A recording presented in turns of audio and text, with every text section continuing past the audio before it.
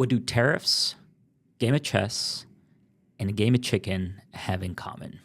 It turns out that they all share a similar strategy that economics can explain using economic theory. I'm a huge fan of economic theory. I studied in grad school, but what has happened lately in the news can be explained with a good understanding of game theory. So we need to ask, what is game theory and how does it apply to tariffs? Game theory is this idea or economic modeling where one person's behavior or decisions are impacted by another person's behavior. So it develops this strategic framework where I not only have to think about what I'm going to do, but I'm going to have to think about what the other person's going to do and react to my behavior. And this game theory idea applies in many areas. It applies in how firms compete with each other. We've seen it with the AI firms as well.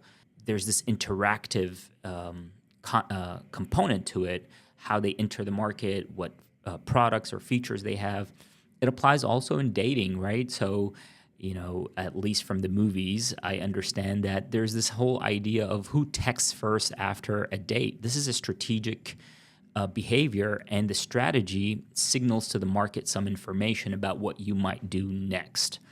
And now we're seeing it in tariffs, the world of tariffs. So yesterday, or last week actually, let's start there, the United States introduced extreme tariffs on the rest of the world.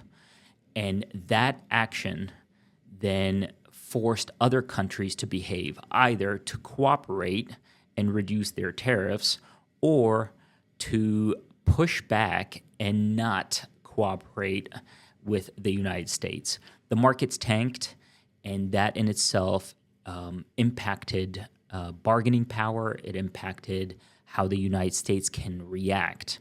And what we saw yesterday is the United States introduced a 90-day pause. And how we view this 90-day pause can be one of two ways. One, we could think of it as strategic success.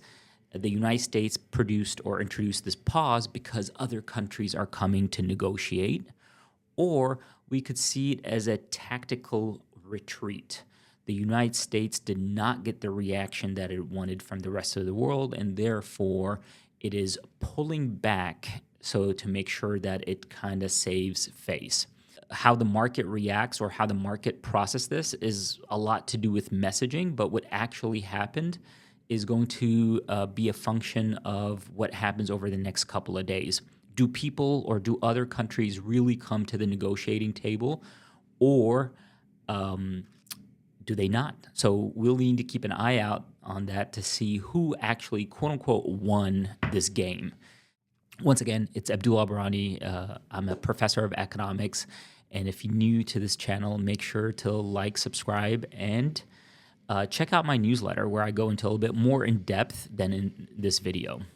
So, by the way, for the person that left me a comment and said that they'd rather me look directly into the camera when I'm talking because that's what they've come to love about my content. Thank you for that encouragement, and thank you for leaving constructive criticism. I appreciate you all. See you all next time.